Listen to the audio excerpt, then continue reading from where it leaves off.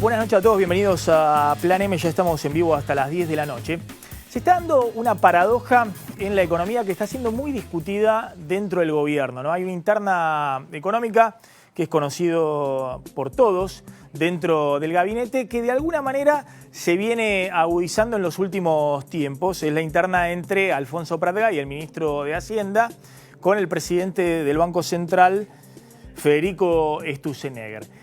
La paradoja que se está dando en la economía es que hoy efectivamente llueven dólares, es decir, sobran dólares en la economía argentina y sin embargo la economía no arranca, la economía sigue en recesión. Llueven dólares por distintos motivos, en general son todos dólares financieros, porque no solamente salen a buscar dólares al exterior el gobierno nacional, con un nivel de deuda importante, sino también las provincias que, al igual que el gobierno nacional, necesitan cubrir gran parte del déficit fiscal que tienen y que han optado mantener este año para darle gradualidad, si se quiere, a la política económica, para que no haya una recesión mayor o problemas sociales o políticos mayores. Pero también llueven dólares porque hay una especie de bicicleta financiera importante, en la jerga se llama carry trade, de fondos de inversión que traen dólares a la Argentina, venden los dólares, se hacen de pesos y después le prestan pesos al Tesoro Nacional, al 15% anual a tasa fija o al 16% o algunas colocaciones al 18%, pero también circunstancialmente compran las LEBACs del Banco Central que rinden todavía más. Son bonos de corto plazo que se van renovando y que hoy están en el orden del 27%. Mientras el dólar es prácticamente el mismo que había en marzo, esas tasas de rentabilidad financiera son tasas de interés en dólares elevadísimas. Bueno, ese combo de una economía argentina donde sobran dólares, de alguna manera, pero la economía no arranca. Vamos jugando un poquito con las cámaras para así no me quedo planchado en una sola. Está dando esta paradoja de que efectivamente la lluvia de dólares financieros, por lo menos, que para muchos era condición necesaria para que la economía empezara a salir de la recesión, bueno, evidentemente no es condición suficiente, porque todos los datos muestran que desde el punto de vista del consumo o de la construcción o de la industria, la economía sigue muy fría. En un contexto, además, donde siguen algunos de los desequilibrios básicos que tenía esta economía en la época del kirchnerismo. Los argentinos, o por lo menos aquellos argentinos con capacidad de ahorro, clase media acomodada, alrededor de 1 millón de argentinos con capacidad de ahorro, siguen apostando al dólar. Es decir, se refugian en el dólar porque dicen, bueno, es lo único que no subió en los últimos 6 meses, no sabemos si Macri efectivamente va a devaluar o cuándo va a devaluar, pero es raro que el dólar quede planchado y la inflación siga en niveles importantes.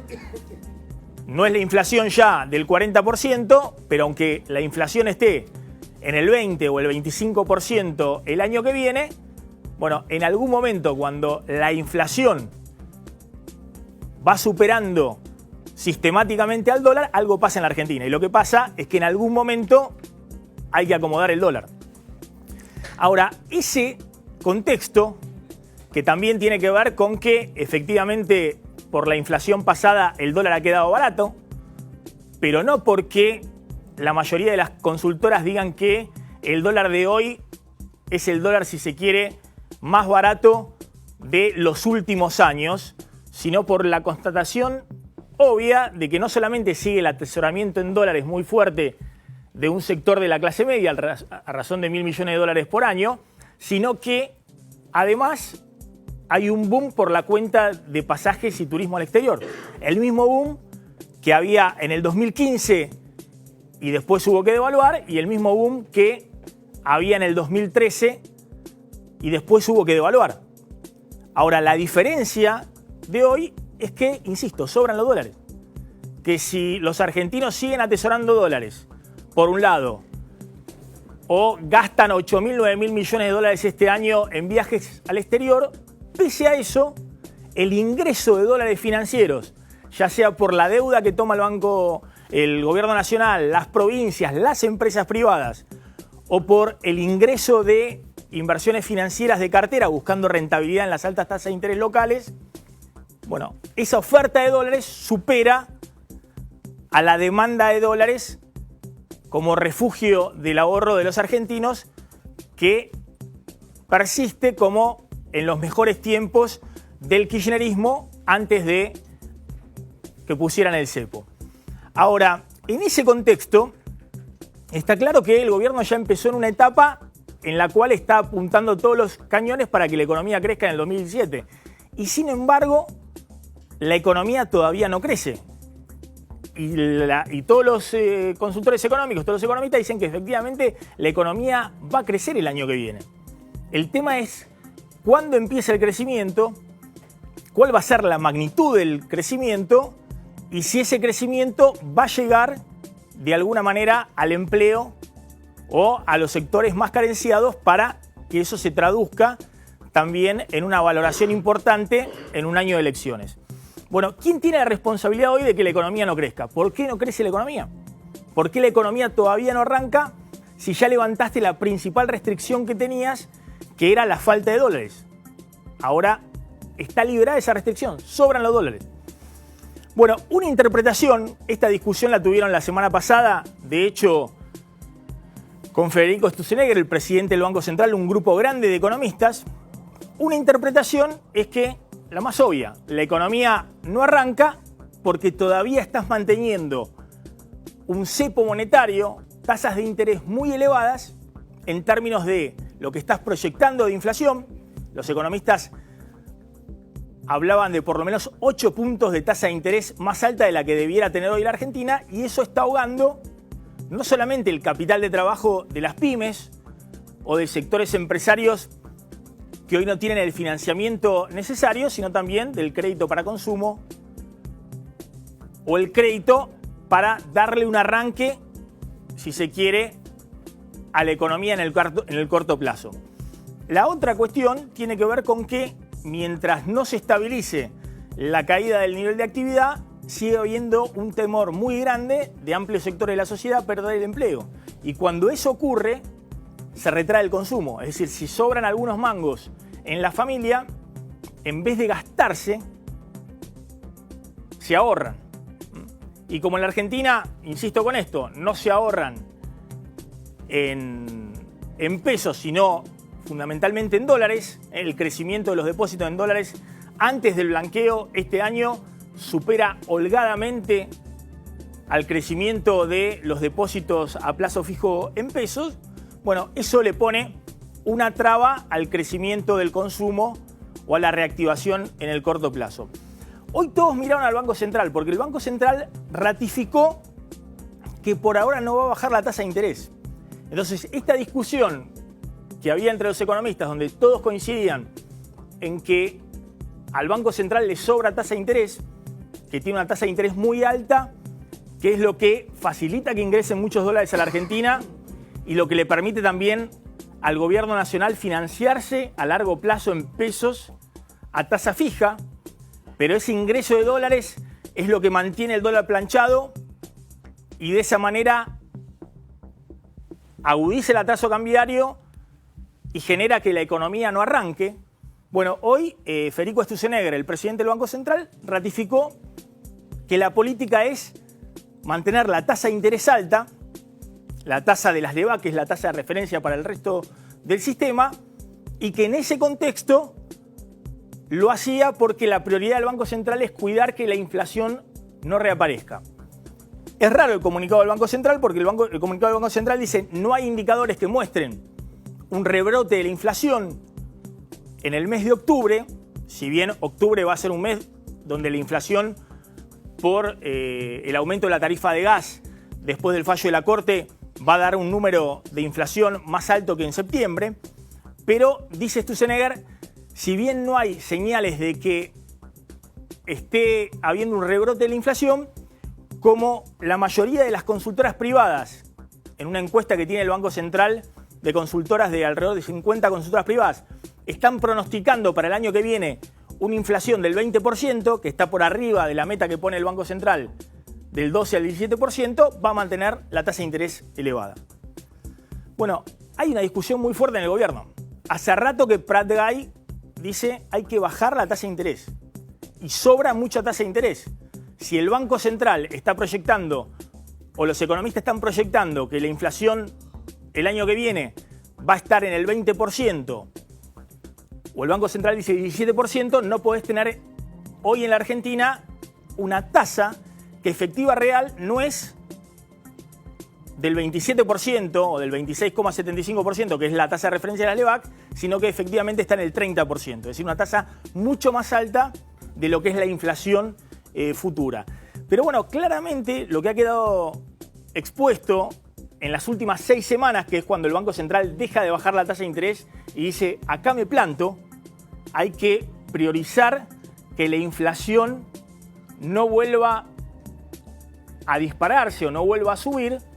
Lo que está ocurriendo en las últimas semanas es que el Banco Central de alguna manera se libera de la decisión política. Le dice en todo caso al gobierno, le está enviando la señal a Macri. Si Macri en algún momento apoya a Prat-Gay o a Frigerio o a Francisco Cabrera, al ministro de la Producción, que están todos alineados con la idea de que se terminó la idea esta de mantener el torniquete de tasa de interés alta para que la inflación siga desacelerándose a costa de un mayor nivel de actividad. Pero bueno, lo que está diciendo el Banco Central, esa decisión la tiene que tomar la política. Esa decisión la tiene que tomar eventualmente el presidente, si le hace caso al ministro de Economía o al ministro de Producción o al ministro del Interior economista. Si quieren priorizar un crecimiento con mayor inflación o si quieren priorizar lo que hoy está priorizando el Banco Central, que efectivamente la inflación el año que viene esté por debajo del 20%. Hay quienes dicen que esa discusión se va a saldar automáticamente cuando se empiece a discutir la paritaria salarial del año que viene. Y la más importante es la paritaria de docentes en la provincia de Buenos Aires. Cuando se discuta esa paritaria, se va a definir qué quiere hacer el gobierno, si quiere priorizar más crecimiento o quiere con más inflación o quiere menos crecimiento con menos inflación. Es cierto que mientras el Banco Central cierra el torniquete ahora y genera la idea, la sensación de que la inflación va para abajo, es cierto que cuando eso ocurre, posiciona mejor al gobierno o a Vidal cuando negocie la paritaria docente el año que viene para discutir un aumento de salarios menor. Ahora, va a ser difícil que efectivamente las paritarias cierren por debajo del 25% porque alguien le vaya a creer a Sturzenegger que la inflación va a ser 17% el año que viene.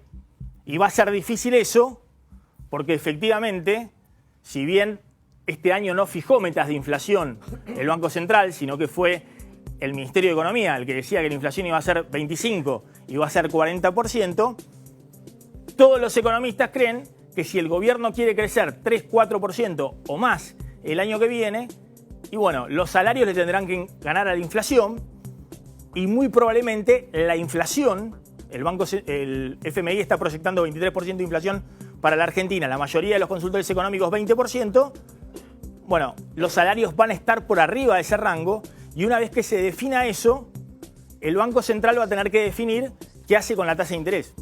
Si empieza a bajar la tasa de interés para que se reactive la economía o si sigue con el cepo monetario para que de alguna manera los números de la inflación cierren con la credibilidad que quiere generar el Banco Central. El problema es que, más allá de la credibilidad del Banco Central, está claro que si la economía no crece el año que viene, la credibilidad del gobierno para hacer una buena elección disminuye dramáticamente.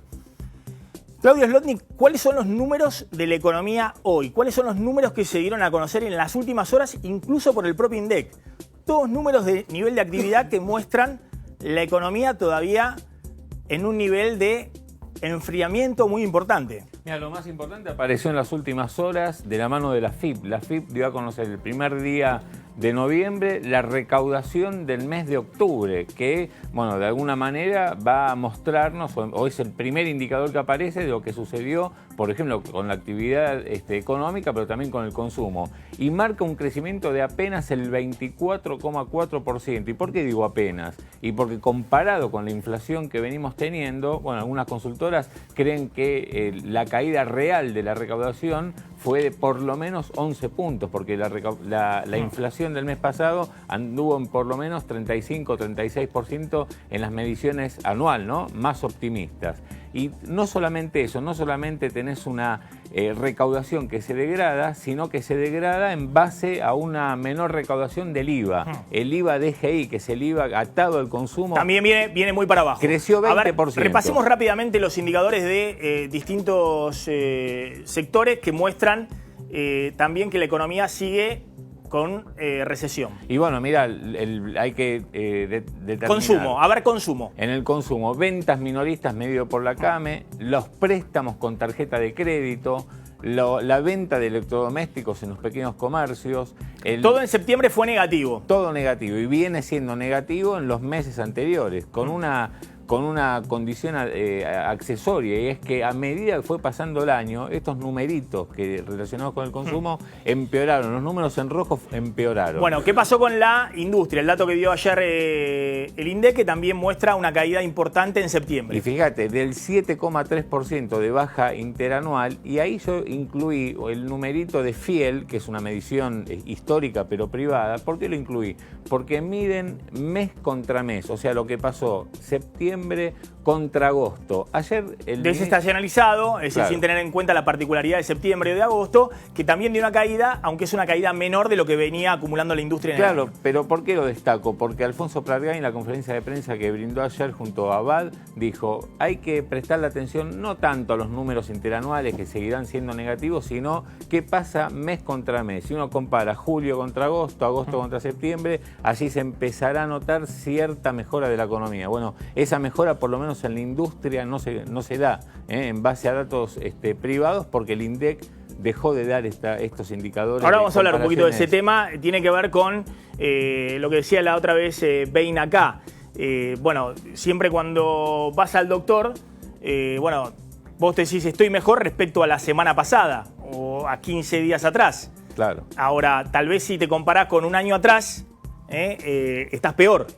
Pero bueno, por ahí llegaste al momento donde estabas peor y empezaste a mejorar en las últimas semanas, y eso ya te da un alivio. Pero ahora vamos a ver si eso está ocurriendo. Y finalmente el índice de la construcción, que también muestra en septiembre caídas importantes, interanuales de despacho de cemento y demás. Y pérdida de empleo, ¿no? Claro, que en agosto había mostrado algunos brotes verdes, algunos números positivos, pero volvió a caer en septiembre.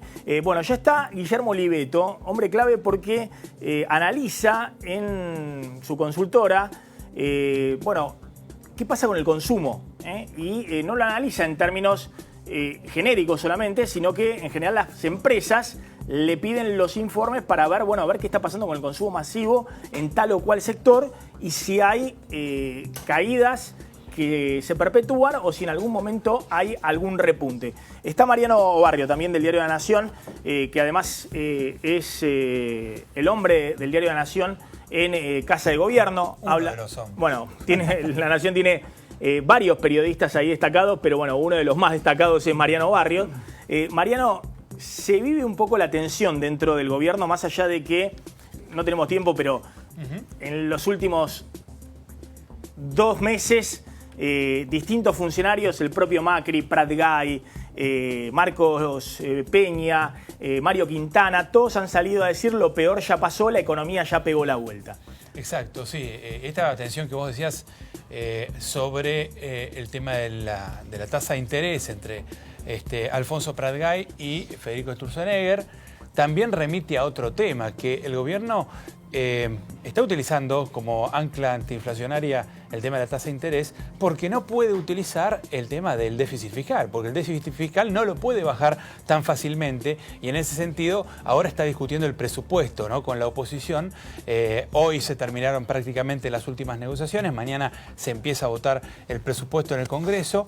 El gobierno ha tenido que ceder obras públicas, así todo ha cedido alrededor de 13.500 millones de pesos en obras públicas, 8.000 millones de pesos de transferencias automáticas por las cajas previsionales que no se habían transferido a las provincias. Va a ser un envío automático. Ha tenido que conceder cosas a las provincias, a los gobernadores, pero lo que concede lo saca de otras partidas. Es decir, quiere respetar la pauta del 4,2% del PBI, que es otro de los temas que preocupa a Macri porque no han podido bajar el déficit fiscal como ellos querían, ¿no? Ellos se planteaban un 3,8 para el año que viene, van a tener que conformarse con un 4,2.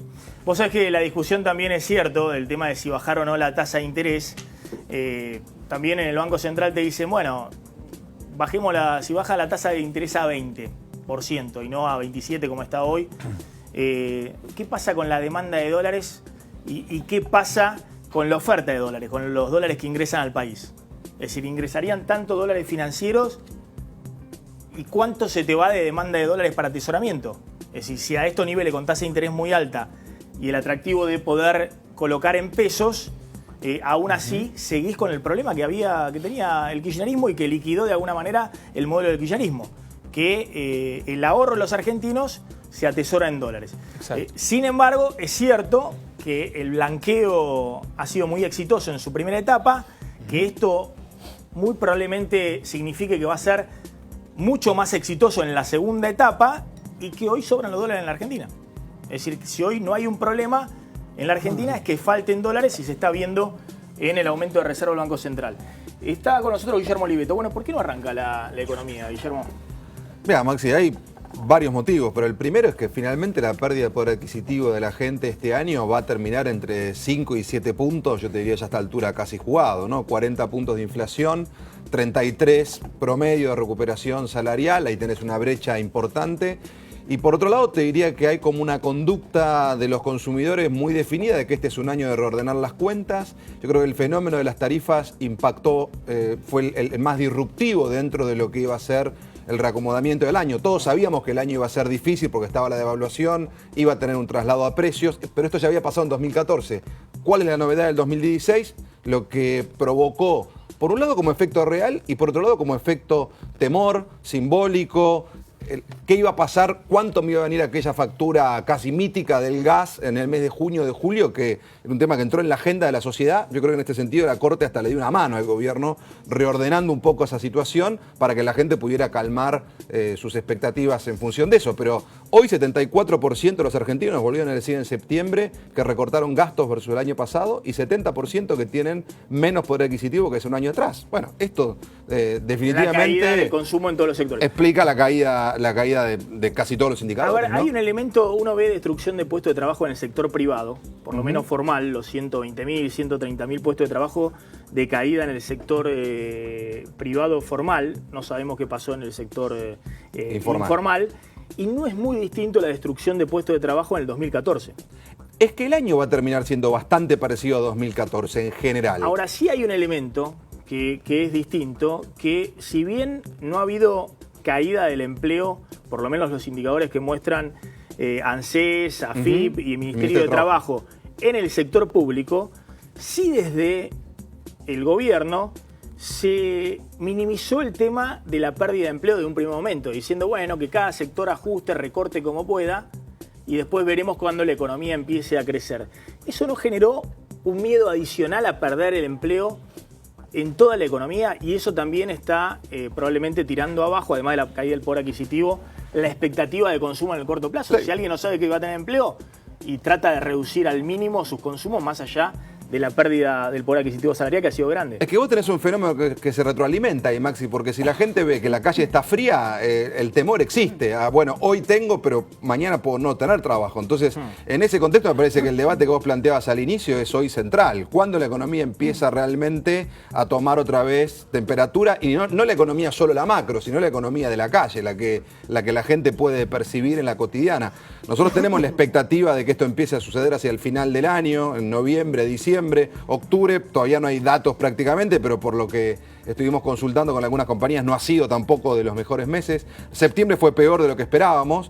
De todas maneras, cuando de caída de consumo, cuando vos mirás consumo masivo, alimentos, bebidas, que está -4 en el acumulado, es una caída importante para el año, tuviste 3 puntos de caída en el primer trimestre, 6 puntos de caída en el segundo trimestre y 3 puntos otra vez en el tercer trimestre, esto medido por Kantar World Panel, con 3.500 hogares a nivel país todos los meses. Entonces, lo que vos ves ahí es que el peor momento fue claramente aquel donde confluyó que todavía tenías esa vieja historia ya a esta altura de precios nuevos y sueldos viejos, más segundo trimestre del año, más tarifas. Entonces, cuando se juntó todo eso fue como la tormenta perfecta para el consumo. Ahora, ¿quiere decir eso que hoy, porque acá es -3, está bárbaro? No, está -3, que para los productos más básicos sigue siendo una contracción importante. Nosotros estamos estimando para el último trimestre del año un crecimiento leve de 1 punto y eso te dejaría la caída general del consumo masivo en casi 3 puntos en el 2016. La mejora sobre el final del año que ustedes están viendo es por medio aguinaldo. Sí, tenés paritarias que se sumaron nuevas, construcción y comercio, tenés la obra pública que todo lo que te dicen, inclusive funcionarios del gobierno, ya empieza a moverse y va a terminar inyectando dinero en la base de la pirámide, que es clave, puestos de trabajo que se empiezan a recuperar.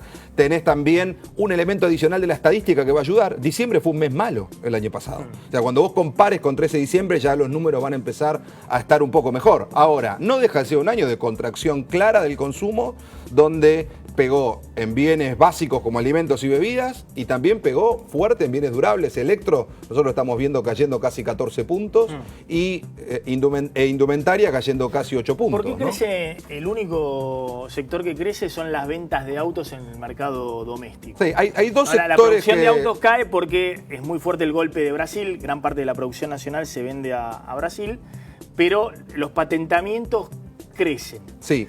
¿Cómo se explica eso? Ahí tenés, yo te diría que 2 o 3 componentes para entenderlo. Primero, si bien es cierto que hay mucha promoción y que tomaron casi la conducta del consumo masivo, los anabólicos y descuentos y demás, hay más stock. El año pasado costaba conseguir autos. Y por otro lado, tenés que quienes compran autos son los 2 sectores, en general el ABC1 y el C2, la clase alta y la clase media alta. Que menos le pegó el ajuste. Que es la que tiene muchísimo más resto para procesar la contracción de este año, para digerir la contracción de este año, que tiene plata atesorada. Que tenía dólares en el colchón y que los podía vender. Si ve que hay una oportunidad, entra al mercado. La venta de autos es la gran sorpresa de este año. Van a vender 700.000 0 kilómetros otra vez.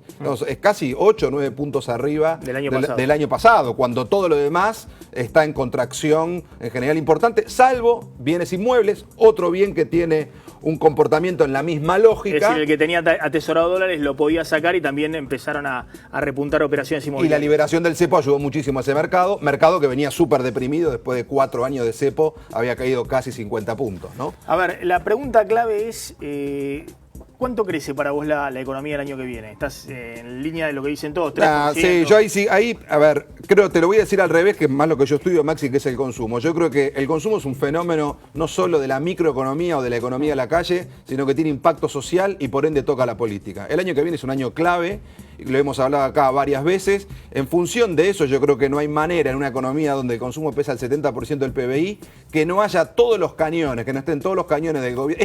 Esta discusión de hoy en algún momento se va a saldar. Políticamente, lo que yo decía. Y se salda para un lado que sabemos cuál es. La política. La política, el gradualismo y que vuelva a moverse el consumo. Si había alguna duda del gradualismo, me parece que 9,3% de desempleo, dato oficial del INDEC, y 32% de pobreza, dato oficial del INDEC, saldó las dudas, Maxi. El único modelo posible en este país es el gradualismo. Lo otro es... Ahora, la pregunta es, muy difícil para de crecer gestionar y de 3% gobernar. de consumo el año que viene, Sí. lo cual te impulsa la economía a 3%, un poco más. ¿cuánto más tienen que aumentar los salarios el año que viene por arriba de la inflación? Yo creo que el año que viene vamos a tener por lo menos entre 4 y 5 puntos de poder adquisitivo positivo. Por arriba de la inflación. Para que suceda lo que la economía crezca el 3, 3,5, 4, el 3,5 está en el presupuesto, 5 dice Miguel Ben, lo ha dicho acá, lo ha dicho públicamente en varios lugares, y que el consumo pueda crecer entre 3 y 4 puntos, es decir, recuperar lo que perdió este año. Eso claramente comparado contra este año se va a notar como mucho mejor, y cruza con esto, que la gente hoy te dice la economía no está bien. Solo el 14% en las encuestas que haces 1000 casos septiembre nacional. dicen que la situación es positiva. Que la situación es positiva. El 86% la ve O regular o negativa. Sí. Ahora, 60% te dice, no, el año que viene va a estar mejor. La expectativa es lo que sostiene. La expectativa, este es el puente de Macri, mide hoy 46 puntos y midió cerca de 50 puntos todo el año. O sea, la gente cree que eso va a pasar. Preguntamos otra cosa, si creen que la economía va a crecer el año que viene, 70% cree que va a crecer, poco o mucho, pero que va a crecer.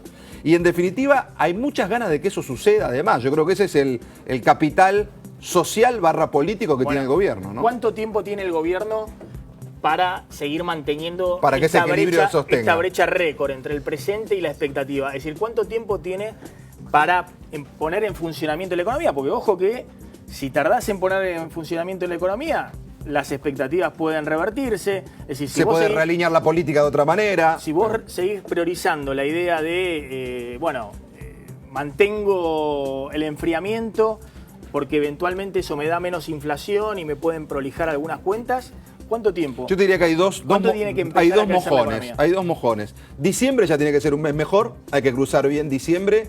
Y el otro es abril, Semana Santa, cuando empieza verdaderamente este país, que es en general entre marzo y abril, después de la Semana Santa. Se tiene que notar ahí empiezan los números de cómo fue el primer trimestre, ahí se tiene que empezar a notar en los números y en la calle. Guillermo Oliveto, gracias por haber estado esta noche en Plan M. Mirá lo que decía Devido, vamos a hablar un poquito de política, ¿no? Cristina, en la encrucijada, Devido hoy insistió con que a Cristina buscan proscribirla.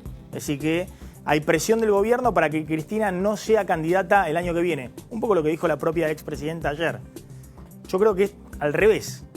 Digamos que el gobierno necesita que Cristina sea candidata el año que viene, que Cristina no va a estar proscripta, pero en todo caso, Cristina tiene la encrucijada. O es candidata o su destino es estar desfilando indefinidamente por tribunales. Es decir, cuando más avance la justicia sobre Cristina, más necesita Cristina ser candidata y tener poder político con el cual enfrentar, si se quiere, el avance de la justicia. Mirá lo que decía Devido. Simplemente lo que tengo para decirte, está en el comunicado también, es que de todo lo que pudimos escuchar, que lo que se está enjuiciando es que nosotros éramos ministros. Pero no hay ninguna prueba presentada en el sentido que nosotros pudiéramos haber facilitado o beneficiado a ningún empresario en particular, ni a BAE ni a ninguno en particular. Bueno, ahí está Devido en la misma línea. Mariano, ¿vos coincidís con lo que yo planteaba? Cristina, obviamente, su discurso político es me proscriben, quieren que no sea candidata, lo mismo que los que investiga la persecución política. Persecución política y demás. Claro. Ahora, ¿el gobierno quiere que Cristina sea candidata? ¿O que el kirchnerismo esté en la cancha el año que viene en la provincia de Buenos Aires? El gobierno quiere que haya un kirchnerismo de un 20-25%, porque eso es la garantía para poder polarizar y poder atraer la mayor cantidad de votos, hablando del futuro y hablando del cambio, y planteando o seguimos en esta continuidad con este cambio o tenemos el peligro del populismo acá a la vuelta de la esquina. El gobierno también esto se lo ha dicho a los empresarios y esto se vincula con lo que veníamos hablando al principio del programa. Rompas el traste, le dijo a los empresarios, ¿no? Para que también, instarlos a poner el esfuerzo en que no venga el populismo. El gobierno va a hacer un trabajo, o por lo menos así se nota, un trabajo de polarización.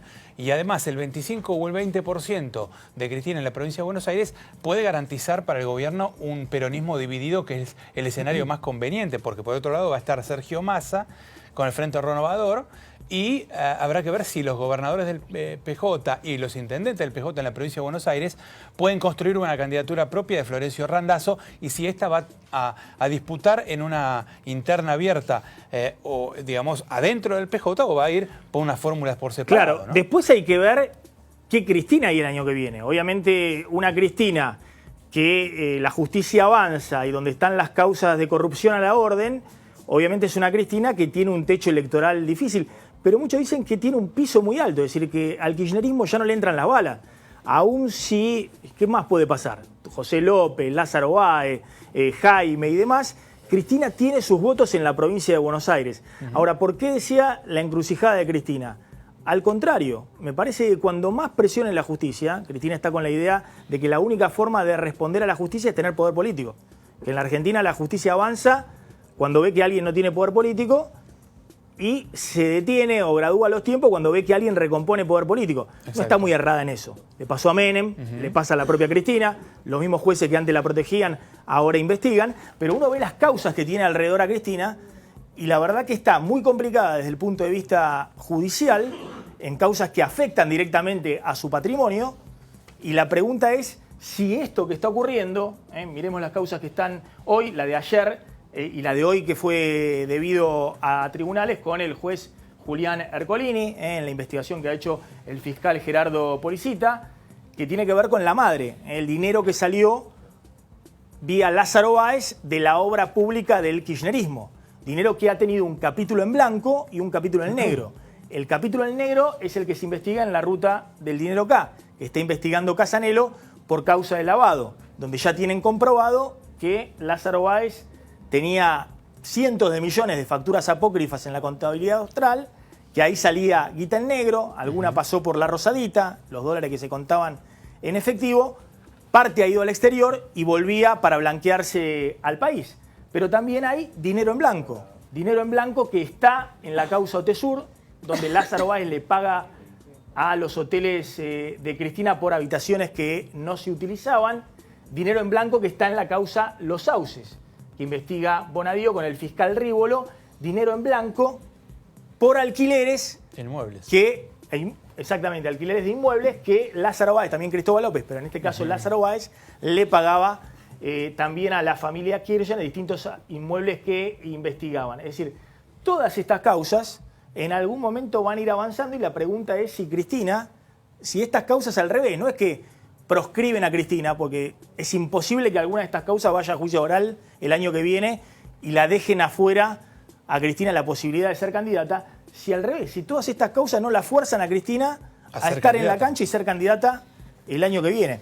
Está Gustavo López en nuestros estudios, subsecretario general de la Presidencia, que estuvo ayer con Cristina en tribunales. Está con nosotros Juan Carlos Morán, que es hoy funcionario del gobierno de Macri, un hombre que estuvo muy cerca de Elisa Carrió, y está la senadora presidenta del bloque de senadores del PRO, Laura Rodríguez Machado.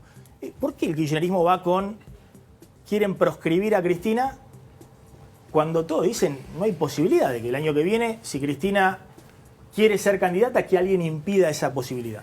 Yo haría dos partes. La primera, si bien todo ciudadano, y ella es hoy una ciudadana de a pie, como tantos otros, tiene la obligación de presentarse a tribunales cada vez que la citen, y esto es algo que lo digo y lo reafirmo, también uno sabe que a partir de la causa de dólar futuro, que es una causa netamente política, que no es judiciable, digo esto lo hemos dicho muchas veces aquí en otros programas, que es una decisión de política económica que se puede discutir y se puede estar a favor o en contra y el resultado puede ser positivo o negativo, pero digamos, salvo que alguien del gobierno haya comprado los dólares porque estaba de los dólares del mostrador, cosa que no ocurrió porque no hay ninguna imputación al respecto, digo, hay una causa así, la causa por el memorándum de entendimiento que rechazó 2 veces la justicia, que hay una causa melliza de Bonadío por supuesta traición a la patria. Entonces, cuando uno ve todo eso, más una serie de causas que vos mencionás, digo, hay un montón de cosas que vos hablás del dinero en negro, será un problema de Báez que tendrá que, digamos, contestar en la justicia. Entonces uno dice, bueno, a ver, si en Brasil ocurrió lo que ocurrió con Dilma, si a Lula lo están tratando de proscribir y tiene que ir a Naciones Unidas para decir, mire, soy un perseguido político, nosotros vemos una fenomenología igual en la Argentina. Ahora, independientemente de esto, nos preocupa... Ahora digo, sí, Gustavo López es por eso hacemos la caracterización. No hay posibilidad. Ahora voy a dar un ejemplo. Si Vudú quiere ser candidato el año que viene, por ahí va en alguna lista de Cristina, si Cristina lo mete en la lista, va a poder ser candidato, porque Vudú si viene en la causa Chicone está procesado, confirmado lo procesó el juez Lijo, confirmado por la Cámara Federal, por la Cámara de Casación. 7 jueces intervinieron y todos vieron negociaciones incompatibles con la función pública y cohecho en la causa Chicone de Vudú. Aún así, no se va a hacer el juicio oral el año que viene, porque parece que no hay turno en el tribunal oral, se va a hacer en el 2018, y Vudú perfectamente puede ser candidato el año que viene. Lo que digo es, estamos hablando Entonces, ¿cómo de Cristina, si todavía no avanzó en la instancia que avanzaron las otras ¿existe causas? alguna posibilidad de alguna locura de algún juez? Yo espero que no. Es decir, lo lógico es lo que vos decís, que es imposible. Entonces, ¿ella será candidata o no? Digamos, en el acto de Atlanta que hizo con nosotros, con Forja, lo que señaló es: me voy a poner a la cabeza de la construcción de la política. Nosotros creemos que, estamos preocupados por el ajuste estructural, estamos preocupados por un gobierno neoliberal que ha ajustado, que ha hecho perder, 8 puntos del salario, que ha contraído la economía, y la idea es una construcción lo suficientemente amplia que incluya no solo a kirchneristas, sino a gente no kirchnerista que esté de acuerdo con un modelo político. Si después ella es la candidata en la provincia o no es la candidata en la provincia, será una circunstancia del mejor armado del frente electoral. Y aspiramos a que los intendentes, los 53 intendentes del peronismo, acompañen una única candidatura, con una metodología de trabajo distinta, con un diálogo distinto, y que se priorice la política por las personas. Bueno, estamos hablando de política. Yo creo que la actitud de la expresidenta decir o del partido que piensa que esta es una persecución es de manual. Cada vez que se dice a alguien que ha cometido un hecho ilícito y quiere zafar, dice, bueno, esta es una persecución política y esto no es así. Eso ya no lo cree nadie. Hay una percepción social que esto no es así, que no hay una persecución, toda vez que son infinitas, casi te dirían las causas por las que tiene que responder. O sea, no es una cosa puntual. Son mucha gente de su equipo, mucha gente de su gabinete, mucha gente que la acompaña en esta gestión. Entonces, pensar que hay una persecución es la salida de manual de cualquier político que pretende esta discusión. Ahora, con respecto a la política, si ella es candidata y pierde por goleada, ahí hay otra situación, que es la gente ya más no le cree, que pienso que es lo que más le puede doler. Y en relación a la economía, yo creo que ese índice que vos mostrabas de aceptación de la economía, la gente distingue entre el 2014 y esto, que sí es una situación complicada, porque en esta situación se está pagando, si se quiere, lo que es la normalización de la economía.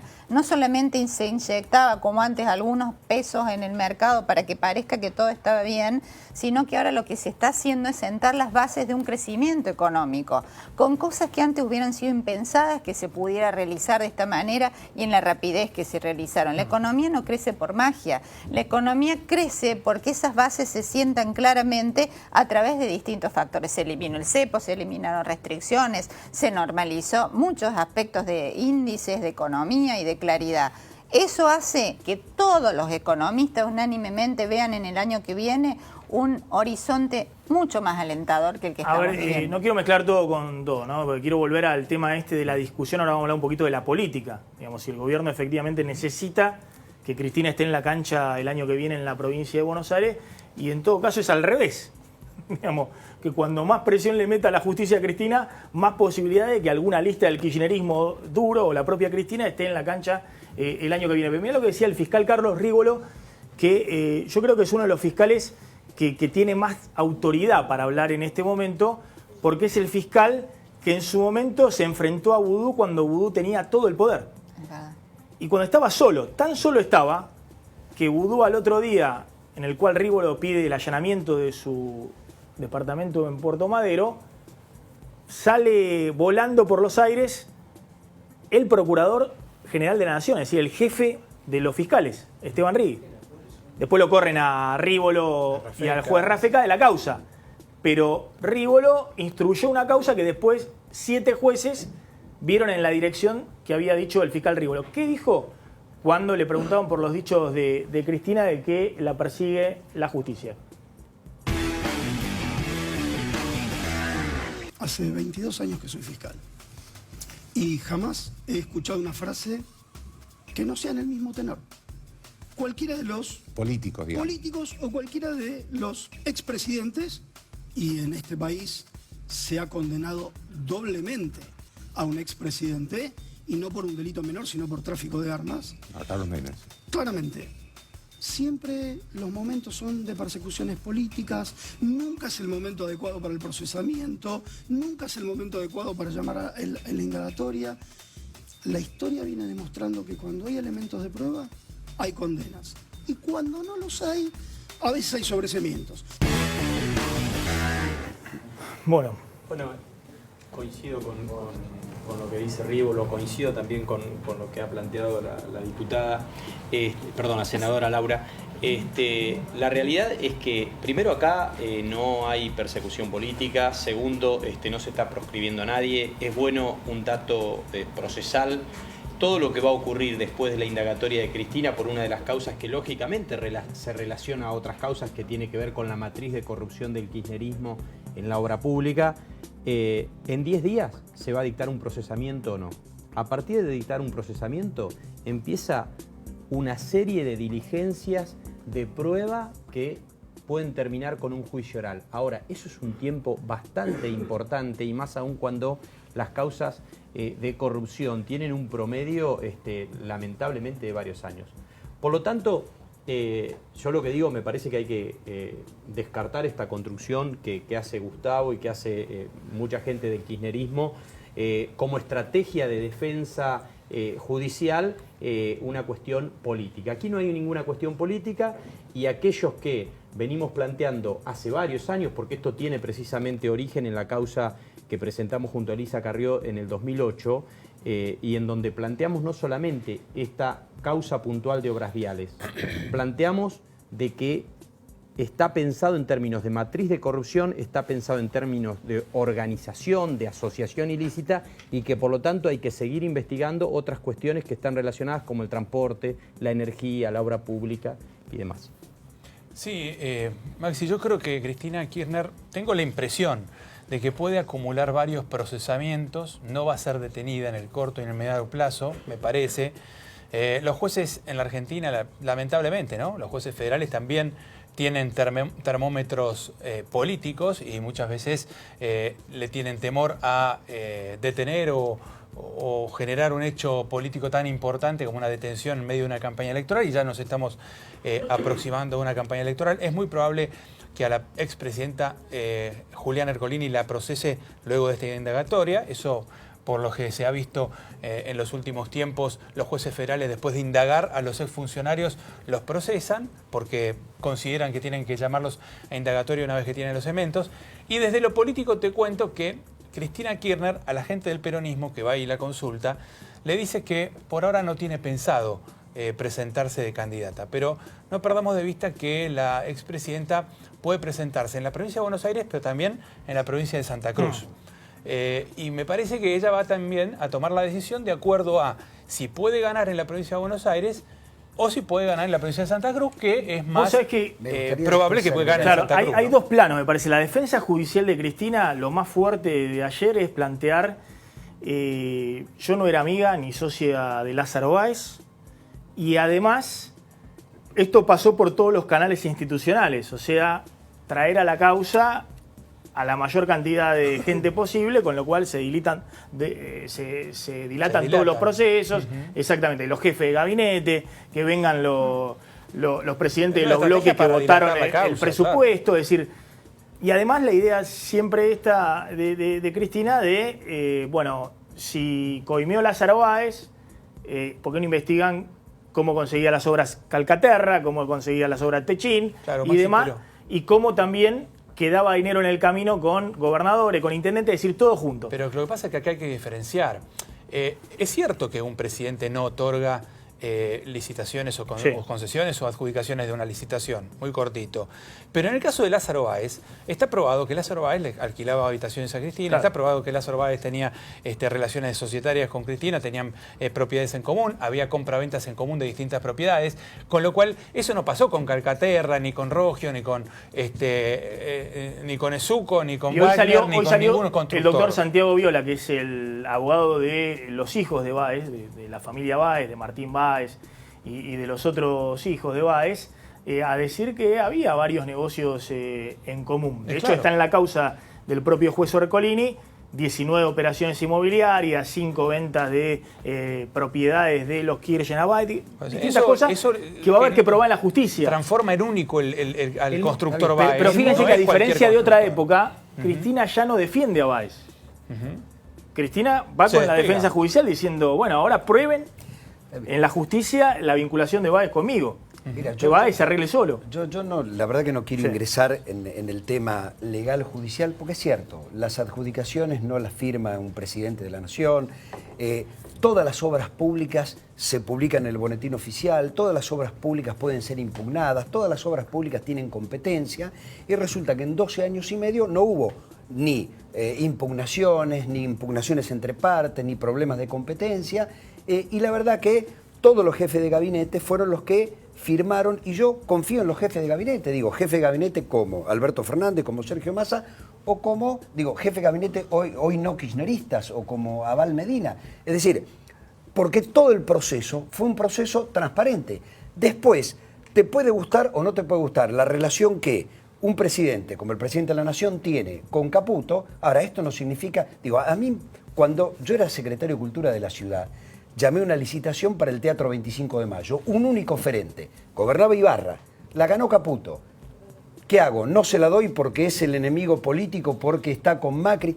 No, el único oferente la ganó. Entonces yo voy a la política. La verdad que mucha gente quiere a Cristina porque recuerda que se jubiló gracias al kirchnerismo, que consiguió trabajo gracias al kirchnerismo. Entonces vos tenés 3 millones y medio de personas que se jubilaron, 5 millones de personas que consiguieron trabajo. Entonces, bueno, uno presenta la otra versión de la historia. Mirá, ¿sabés qué? Se recuperó el salario, se recuperó el empleo, se trajeron científicos y por eso son kirchneristas. Yo tengo la verdad que reconocer que el kirchnerismo, yo te escuchaba ayer en una nota y la verdad, el embarrar la cancha permanentemente, ¿qué tiene que ver acá Caputo u otros empresarios? Acá estamos hablando de un modus operandi. Yo no embarro la cancha. No, pero digo, acá estamos hablando de un modus operandi, que es el siguiente. Se le daba buenos negocios a empresarios amigos, como Lázaro Báez, como algunos otros, y esos buenos negocios terminaban retornando en buenos negocios privados para el patrimonio del matrimonio presidencial. Y no solamente fue en Lázaro Báez, fue en otro proveedor como Relat, fue la situación del grupo Cencosud comprando los terrenos fiscales en 100 veces más. Me parece que también hay otra había discusión. Kirchner. Una cosa es la calidad de la gestión política y otra cosa es si se robó o no se robó, hubo corrupción o no. Porque si no, se pueden hacer muchas cosas, pero es el roba pero hacen. No, pero son cosas distintas, ¿no? Hay una cosa que es Si se robó precios de obras terminadas, de cómo se pagaban. Terminaban las obras. Fue bueno lo de los jubilados, lo de la moratoria previsional, lo de la movilidad previsional. Ahora, si robaste, robaste. Yo quiero aclarar esto. Ahora, el que robó, claramente, pero el que robó que vaya preso. Hay un procedimiento. A ver, porque si no nos embarra a todos. La cuestión es que ahora se ve que hay obras que no se realizaban. Pagos hechos y no se solamente controlaban. 2 se terminaron en los tiempos correctos. Pero yo voy a solamente 2 obras se terminaron en los tiempos correctos. Si esto fuera cierto. Es que claro que es cierto. No, yo no digo que es cierto. Digo, si esto fuera cierto, el funcionario que habilitó el pago deberá responder por eso. Mirá, a mí me tocó hacer 140 casas del Bicentenario. Nadie le daba la plata si no terminaba. Está Raúl Aragón. A ver, Aragón acaba de publicar últimas encuestas que plantean la discusión en la provincia de Buenos Aires, que es la discusión fuerte que se viene.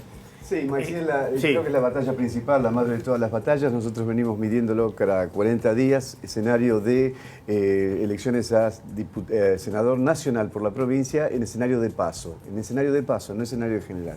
Ahí Sergio Massa se mantiene constantemente arriba entre 28 y 29 puntos. La novedad es un crecimiento de Cristina Kirchner entre la medición del mes pasado y la actual, que pasó de 14 puntos a 16 puntos, con una baja muy significativa de Randazzo. Si el voto Randazzo es un voto pro-kirchnerista de alguna forma.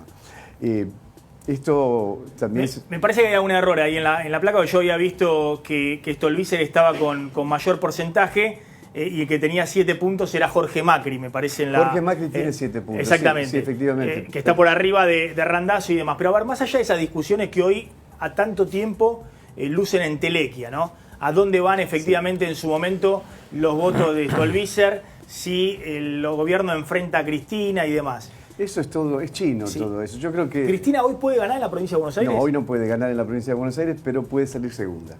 Puede hacer una buena elección y salir segunda. Y creo que es el problema del PRO. El PRO, a pesar de que María Eugenia Vidal tiene una excelente calificación de imagen y de aceptación de gestión, no tiene un candidato firme. Y lo más firme que tiene es Lilita Carrió, que está con 13 puntos. Y no se sabe si Lilita va a jugar en la provincia y salir tercera o jugar en la capital. Perdón, Lilita tiene 13 y después Jorge Macri tiene 7 puntos. 7 puntos. ¿No tiene un piso de 20 puntos el gobierno en la provincia de Buenos Aires? Pero en ese caso tendrías que decir que Sergio Massa y Margarita Stolbizer tienen 43 puntos. ¿Pero uno piensa que efectivamente eso se suma? No, ¿O el día que en agosto en las PASO, nunca se suman, digamos, esté Cristina en la cancha y del otro lado el gobierno diga, bueno, miren, que Cristina sale primera y se vuelve atrás? Los votos de Massa, pregunto esto porque es así. Massa estaba también primero en todas las encuestas un año antes de la elección pasada. Claro, por eso y después cuando se empezó a dirimir, ¿es el gobierno o el kirchnerismo? Massa quedó tercero. Sí. Por eso te digo, esta es una foto. ¿Sabes lo que es esto? ¿Viste cuando están calificando para la Fórmula 1, a ver quién tiene las mejores posiciones? Estas son las vueltas de clasificación. Esta no es la foto de la elección. Esto es hoy, con un año por delante complicadísimo, que además depende en la provincia de dos cosas: la economía nacional y la inseguridad. Porque en ese estudio, no tienen la placa, pero en ese estudio, cuando preguntamos cuál es el principal problema de la provincia, en la medición del mes anterior, inseguridad era 43%. Este mes es 55%. La inseguridad ha aumentado terriblemente. Eso en algún punto le va a pegar a María Eugenia Vidal, lamentablemente, porque está haciendo una muy buena gobernación. La pregunta es, en la provincia de Buenos Aires, le pregunto también a Mariano Barrio, ¿hay lugar para 3? O en última instancia, si Cristina está en la cancha como quiere el gobierno, esto se termina polarizando entre dos. Entre lo que dicen, vuelve el kirchnerismo, y el kirchnerismo que va a decir, somos nosotros o Macri. ¿No termina así la elección? No, hoy no. Hoy no. Hoy no. Depende de cómo siga la evolución del gobierno nacional. Si está Cristina Kirchner en la cancha, yo tiendo a pensar de que se puede producir un escenario parecido al del 2013 y al del 2015. El del 2013, ¿cuál fue? La gente visualizó que el candidato más apto para cortar la reelección de Cristina era Sergio Massa. Terminó ganando Massa por arriba de 40 puntos, ¿no? Incluso diluyendo al candidato de Cambiemos. En el 2015, en cambio, se produjo otro fenómeno parecido. Aníbal Fernández era el candidato a vencer y aparecían en el otro extremo, en el otro lado de la pelea, estaban María Eugenia Vidal y, por otro lado, Felipe Solá. Y ahí se polarizó. El que le ganaba a Aníbal Fernández era María Julia. ¿Quién le podía ganar a Daniel Scioli a nivel nacional y a Aníbal Fernández a nivel provincial? Entonces la elección se polarizó para Cambiemos, ¿no? Para Mauricio Macri. Esto terminó beneficiando a Mauricio Macri. Yo tiendo a pensar que si el escenario es de 3, va a haber una polarización entre Cristina y el candidato más apto para ganarle, y hay un candidato de un 20% que puede quedar ahí. La pregunta, lo que estamos discutiendo es, ¿quién es el principal perjudicado de que Cristina esté en la cancha? ¿Es el gobierno? ¿Es la tercera fuerza que se trata de meter por el medio? Es el peronismo, y es cierto, porque además esa teoría de que Cristina le saca votos a Massa es imposible. El voto masista es un voto anticristinista, nunca va a migrar para el de Stolbizer también. El de Stolbizer también. Claro. De acuerdo. Falta un año para las elecciones, un año antes de la elección del 2015. Vidal medía el 6 o el 7% y es gobernadora y hoy tiene el 65%. Está bien, por eso yo digo, cualquier encuesta hoy no proyecta el futuro. Lo que sí está la discusión, ¿quién necesita que Cristina esté en la cancha y quién tiene un dolor de cabeza muy grande si Cristina está en la cancha? Porque acá se ha planteado que Cristina dice que la proscriben. Yo creo que la quiere proscribir a Cristina hoy es el peronismo o Massa. Yo creo que una parte del peronismo la quiere proscribir, sí. Gracias a todos por haber estado esta noche en Plan M, quédense en Canal 26, ya está llegando Pablo Rossi, nosotros nos reencontramos mañana.